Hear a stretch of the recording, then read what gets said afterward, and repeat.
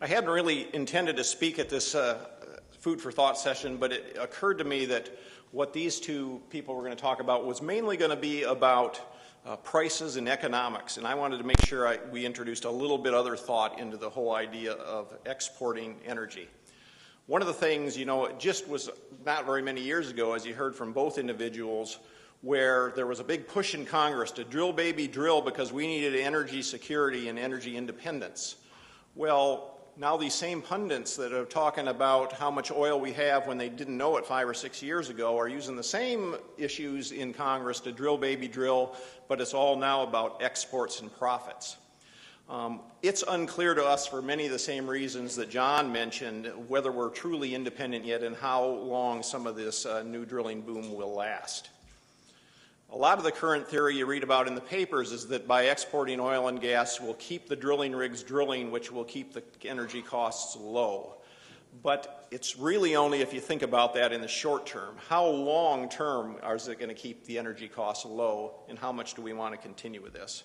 In the parts that I just wanted to really introduce, as you heard about a little bit this morning, is there's this growing awareness of the part that burning fossil fuels plays in the whole climate change issue. If you look at the graph there on the left, which is a graph that one of PHMSA's technical committees was given at their last meeting, it kind of shows in the red the CO2 increases over the last, I can't remember what it is, 500,000 years, and the green is the methane.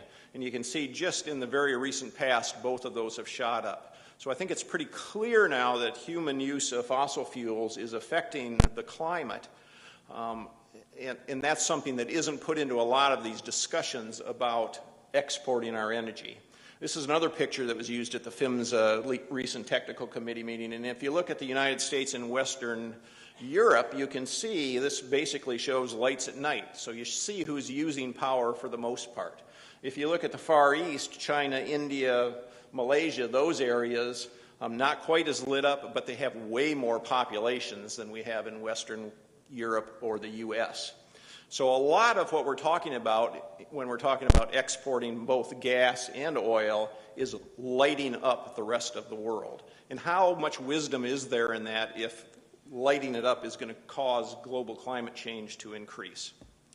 One of the things there were some jokes about Econ 101, and when I took Econ 101 40 years ago, I think, I lasted for about 10 days in it, and I dropped out because we had this professor that just kept telling us how the economy was going to continue to increase forever and ever. And at the same time, I was taking all these natural resources courses that were talking about finite resources and how we're going to run out of them. That seems to be something else that's missed in this whole export thing. These fossil fuels, whether it's gas or oil, are amazing resources. I'm just always amazed at these engineers that dream up things to make out of oil and gas. But unfortunately, we're just spending them as fast as we can for money, and then oftentimes it's for frivolous stuff. And that's why are we spending our valuable resources to buy cheap crap?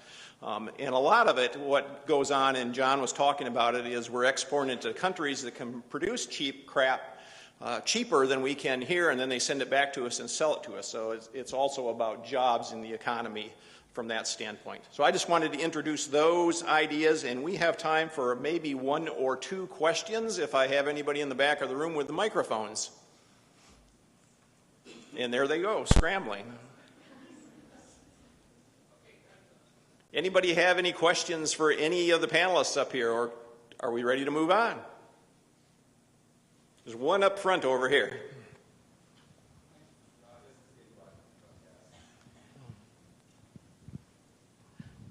This is really just a general comment. It's sort of a tragedy that what's going on is that we're selling natural resources to other countries that are doing manufacturing. This is not what a leading country in the world is supposed to be doing.